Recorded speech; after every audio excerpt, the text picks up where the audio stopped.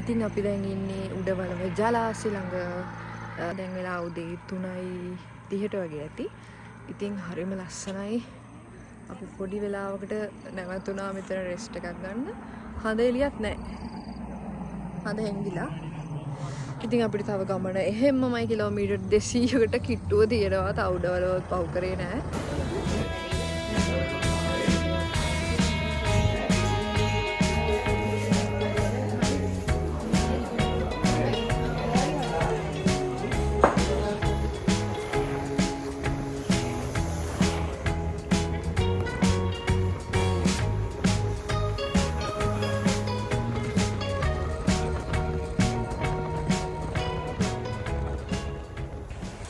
Hi travellers!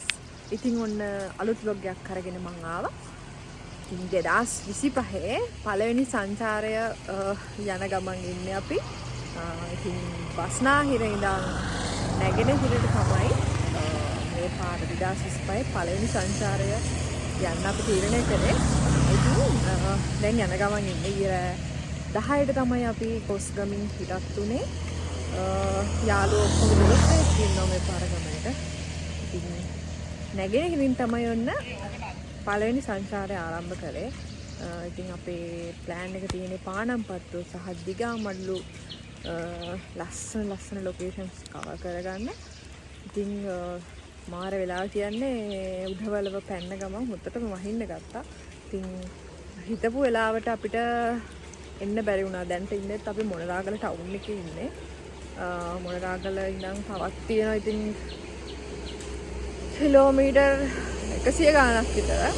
ඉතින් අපි මුලින්ම යන්න තියෙන එක ලැබුණේ මුදුන් මහවිහාරය බලන්න ආරම්භයේ ඔක්කද ඒ දිගටම බලාගෙන අද රාත්‍රියේ ගෙවන්නේ පානම්පත්තුවේ. ඒ කියන්නේ පානම. ඉතින් වැස්ස තමයි බාධාවක් තියෙන්නේ. අපි බලමු ඉතින් මොකද වෙන්නේ කියලා. සමහර විට ගමන වෙනස් වෙන්නත් පුළුවන්. මේ පාර ගමන දවස් 3ක ගමනක්. ඉතින් අද ඇසත් එක පොඩ්ඩක් අපිට බාධාවක් තියෙන නිසා අද බලන්න බැරි තැන් හෙට බලන්න ඉතුරු කරලා හරි අද පුළුවන් තරම් දෙයක් කරගන්න තියෙනවා හිතා ගන්නවා. ඉතින් එහෙනම් අපි ඉස්සරහට ගිහින්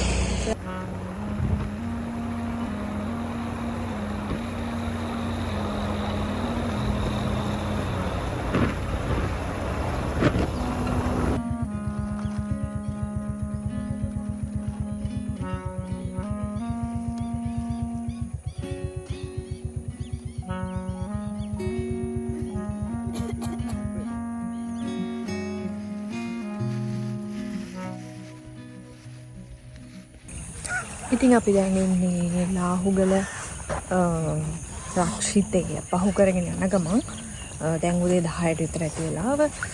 ඉතින් අපි මුලින්ම යන්න හදන්නේ මුහුදු මහ විහාරයට. ඔයාලට පේනකේ හොඳටම ලොකු අඳුරක් තියෙනවා. ඒ කියන්නේ ඉස්සරහටත් ලොකු ඇස්සක සලකුණු තමයි පේන්න තියන්නේ.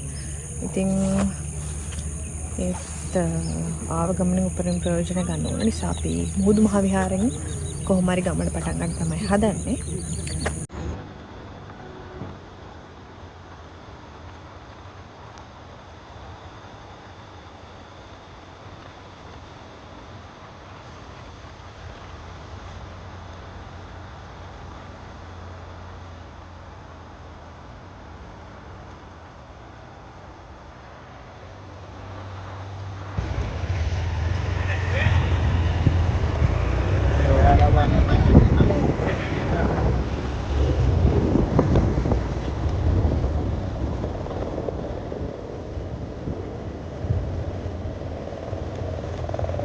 किलोमीटर हमारा क्या है अभी मुहूद महा विहार वाला गली में पार्क था पूरा पे ना इन अभी आगे नहीं बीच चाहिए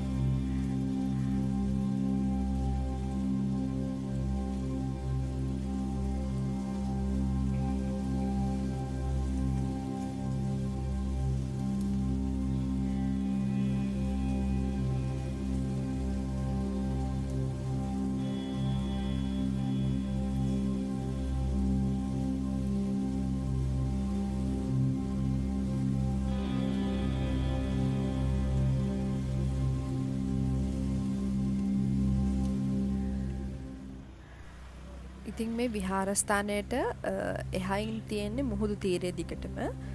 මම හිතුවේ ලොකු අවුවක් තියෙයි කියලා. ඒ වුණාට අපේ වෙලාවට හරිම ලස්සන කාලගුණයක් තියෙනවා. ඒ කියන්නේ අවුවත් නැහැ, වැස්සත් නැහැ.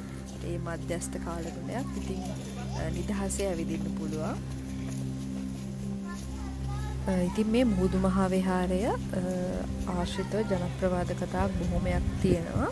ඉතින් එතනින් ගත්තාම වැඩිපුරම ජනප්‍රිය වෙලා තියෙන්නේ විහාර මහා දේවිය කැලණියෙන් මුහුදට බිලිඳුන් කතාව අපි හැමෝම දන්න කතාවක්. ඉතින් ඒ බිලිඳුන් විහාර මහා දේවිය නැවතත් ගොඩබිමට ඇවිත් තියෙන්නේ මෙන්න මේ ස්ථානයෙන් කියලා තමයි ජනප්‍රවාදයේ සඳහන් වෙන්නේ.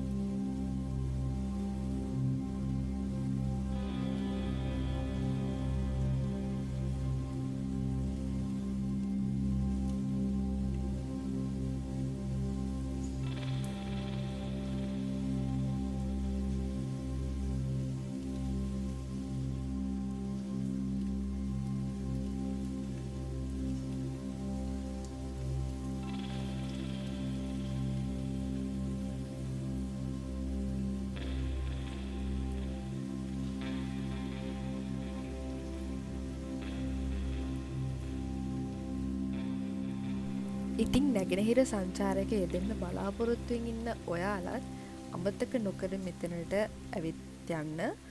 ඒ තරම් හරිම ලස්සන තැනක්. ප්‍රධාන පාරේ ඉඳන් කිලෝමීටර් 1කමාරක් වගේ පොඩි දුරකින් මේ ස්ථානෙට ළඟා වෙන්න පුළුවන්. ඉතින් අමතක නොකර මෙතනත් වැඳගෙන යන්න එන්න. ඉතින් ඊළඟට අපි යන්න හිතාගෙන හිටියේ ආරුගම්බේ බීච් එකට. ඒ වුණාට හිතුවට වැඩිය ආයෙත් වැස්ස තද කරපු නිසා අපි කෙලින්ම පානම පැත්තට තමයි යන්න හදන්නේ. ඔයාලට පේන මැති වැස්සේ තරම කොහොමද කියලා. අපි මේ බයෙන් ඉන්නේ හෙට ආපස්සට ගෙදර යන්න පුළුවන් වේද කියලා. මොකද මේ පාරවල් වලට වතුර දැම්මොත් එහෙම ලොකු ප්‍රශ්නයක් වෙනවා.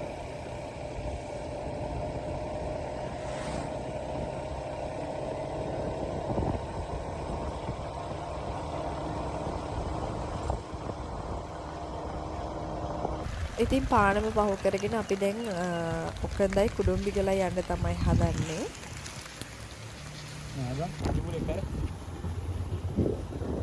ඉතින් ඔයාලට පේනවා ඇති කොච්චර ලොකු වැස්සක්ද මෙහෙට වහින්නේ කියලා. දැනුත් ඉතින් මේ වැස්සේ අපි ඉස්සරහට යන්නේ. අපි ඔකඳයි කුඩුම්බිගලයි හොයාගෙන කුමන රක්ෂිතේ මැදින් තමයි මේ ඉස්සරහට යන්නේ. ඉතින් යන්න පුළුවන් වෙයිද නැද්ද කියලා කියන්න අමාරුයි. මොකද ඉස්සරහට වෙද්දී ඉස්සරහට හම්බෙන වැව් කඩාගෙන ගිහින් තියෙන්න පුළුවන් කියලා කිව්වා ගමේ අය අපිට එතන මොකද හම්බෙලා.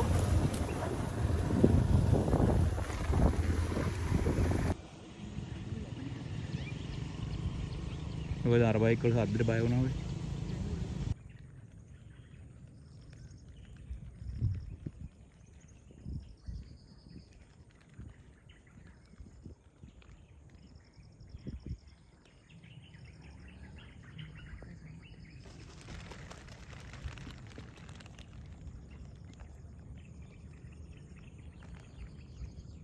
හරි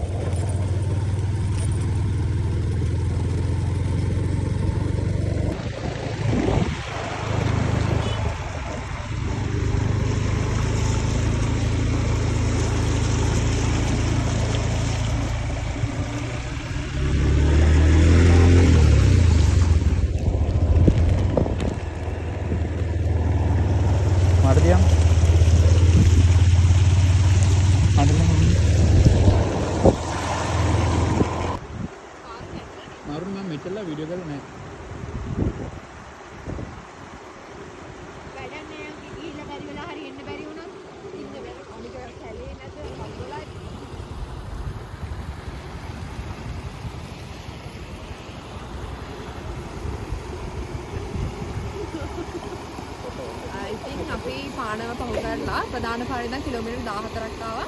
ඔකඳයි කුඩුම්බිකලා යන්න. ඒ වුණාට වැස්ස වැඩි නිසා ඔයාලට තේරෙනවා ඇති. මෙතනින් එහාට යන්න විදියක් නැහැ. ළඟටම ඇවිල්ලා තියෙන මේ පේන මානේ තියෙන කුඩුම්බිකල. ඉතින් මෙතනින් බයික් දාන්න විදියක් නැහැ. ඒ නිසා ඉතින් ගමන අතාරින්න වෙනවා. මොකද දැන් වෙලාව හවස 4යි. අපි ආවෙත් අලියටක්වත් නැති කැලෑ පාරක කිලෝමීටර් 10ක් විතර ආවේ. ඒ නිසා රිස්ක් එකක් ගන්න බැරි නිසා ඉතින් අපි මෙතන ගමන අතහැරලා අපහු යන්න තමයි දැන් හදන්නේ. ඉතින් බලමු හෙට දවසේ මොකක්ද වෙන්නේ කියලා. අද රෑ පානම කැම්ප් කරන්න තමයි හිතන් ඉන්නේ. ඒකත් වැස්සෙන් කරදරයක් වුණොත් සමහර විට ප්ලෑන් එක වෙනස් කරන්න වෙනවා.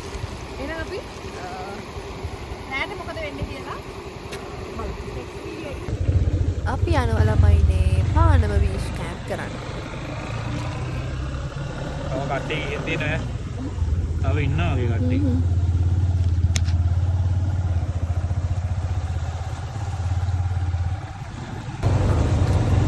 මඩ නාගෙන මඩ කාගෙන යෑමක් තියෙන්නේ.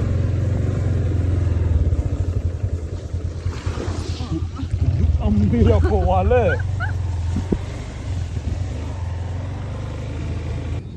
ඉතින් දැන් අපි පානම බීච් එක ළඟ තමයි ඉන්නේ. අද රෑ මෙන්න මෙතන තමයි අපි ගෙවන්නේ හදන්නේ. ඉතින් අලියට ගහලා තියෙනවා. අලියට ඇතුලෙන් තමයි අපි එන්නේ. ඉතින් බලමු අද රෑ අපි බීච් කැම්පින් එක කොහොම වෙයිද කියලා. මම හිතනවා හරිම ලස්සන අත්දැකීමක් වෙයි කියලා. එහෙනම් දිගටම vlog එක බලන්න. දැන් අපි ටෙන්ට් කරගන්න හදන්නේ. දැන් හවස 5ට විතර ඇති. 5:05 අතර වෙලාවක් ඇති. ඉතින් මගේ තවත් ආසාවක් මෙන්න මේ විදිහට අද ඉෂ්ට වෙනවා. පානම බීච් එකේ රැයක් ගෙවන්න මම ගොඩක් කාලෙක ඉඳන් ලොකු ආසාවක් තිබ්බා. ඉතින් ඔයාලත් ඇවිත් බලන්න. හරිම ලස්සන මුහුදු තීරයක්. ඉතින් පොඩි රිස්ක් එකක් තියෙනවා. මොකද මේ ආවට අලි ඉන්නවා කියලා කිව්වා. අලි මේ කැම්ප් සයිට් එකටත් එන්න පුළුවන්. ඉතින් ඒ ගැනත් පොඩි අවධානයක් යොමු කරන්න. ඉතින් කවදා හරි හිතලා සතුටු වෙන්න පුළුවන්. ලස්සනම ලස්සන නිදහසේ ගෙවුණු හවස් වරුවක් විදිහට අද දවසත් මගේ මතක පොතට එකතු වෙයි. මොකද මම හරිම ආසාවෙන් හිටිය දෙයක් තමයි මේ පානම කඳවුරු රාත්‍රියක් ගෙවන්න. මේ වගේ නිදහසේ පැය ගාණක් මුහුදු තීරයට වෙලා ඔහේ බලාගෙන ඉන්න. ඉතින් අද ඒ ලස්සන දවස උදා වෙලා තියෙනවා. වැස්සෙන් බාධා වුණත් ඒකත් සතුටක් විදිහට තමයි මම නම් බාරගන්නේ.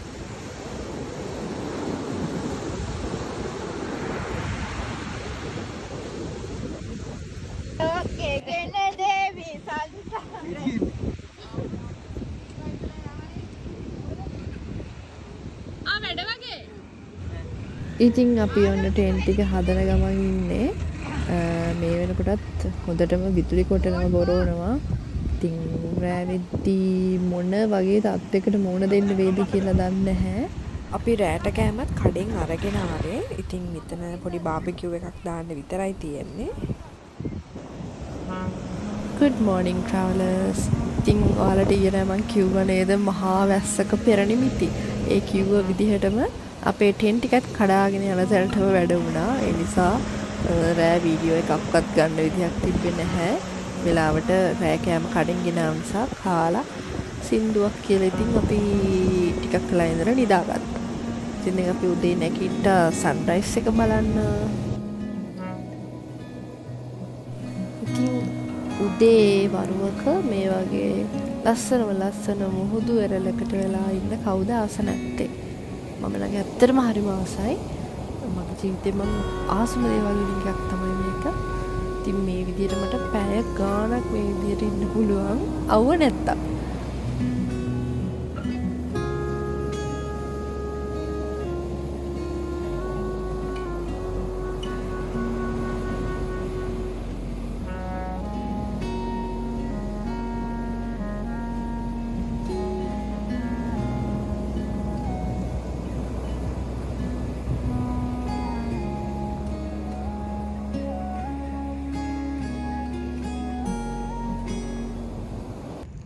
ඉතින් මේ පානම බීච් කැම්ප් එන්න හිතාගෙන ඉන්න කෙනෙක්ට දෙන්න තියෙන ඇඩ්වයිස් එක තමයි මෙහෙ ඉන්නවලු ටිකක් දරුණු ගනේ අලියෙක්. ඉතින් අන්න එයාගෙන් පරිස්සම් වෙන්න.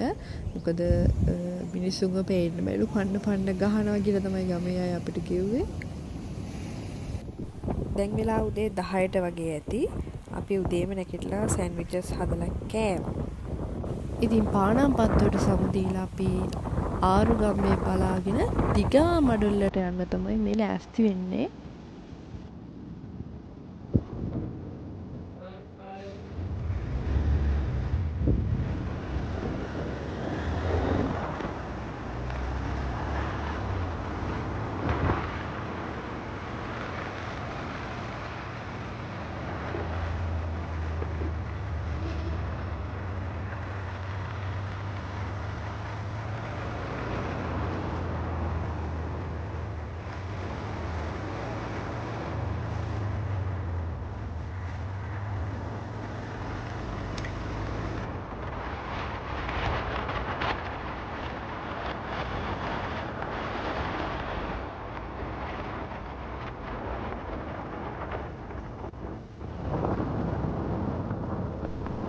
ඊයේ වැස්සත් එක්ක ආරුගම්බේ යන්න බැරි වුණ නිසා අපි දැන් පානම ඉඳලා අම්පාර යන ගමන් ඉන්නේ. ඒ යන අතරමඟ ආයි ආරුගම්බේ මුහුදු වෙරළට තමයි මේ ඇවිල්ලා ඉන්නේ.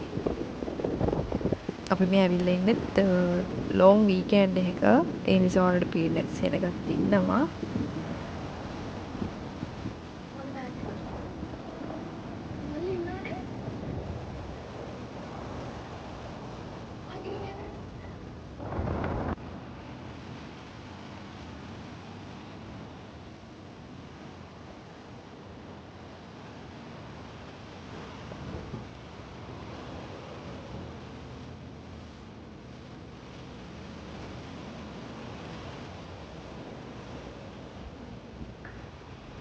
නැගෙනහිර සංචාරයන කෙනෙක් මේ නැගෙනහිර බෝඩ් එක ළඟ ෆොටෝ එකක් ගහගෙන යන්නත් අමතක කරන්න එපා.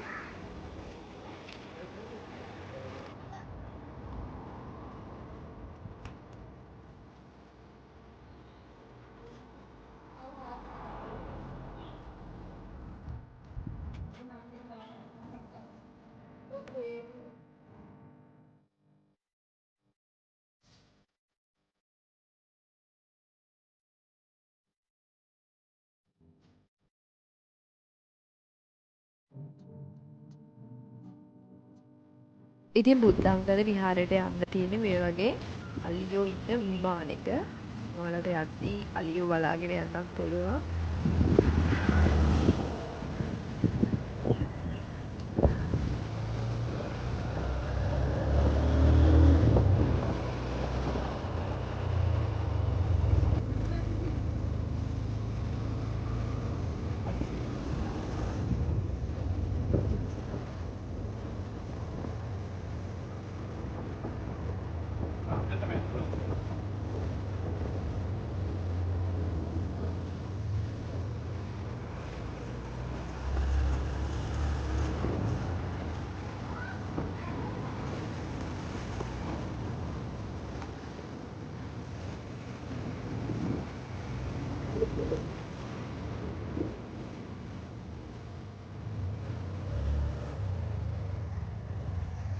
අම්පාර නගරයේ ඉඳලා කිලෝමීටර් 4.5ක් වගේ දුරකින් තමයි මේ බුද්ධංගල ආරණ්‍ය සේනාසනය පිහිටලා තියෙන්නේ.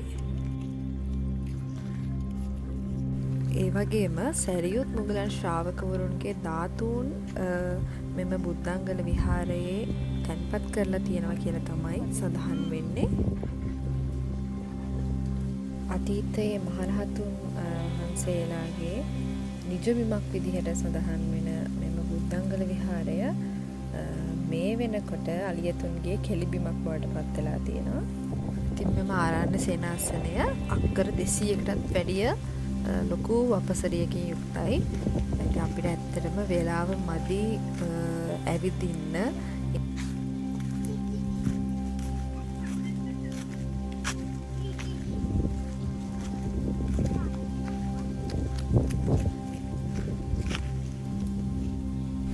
ඉතින් බුද්ධංගල ආරණ්‍ය සේනාසනයට සමුදේලා අපි යන්න තමයි දැන් හදන්නේ.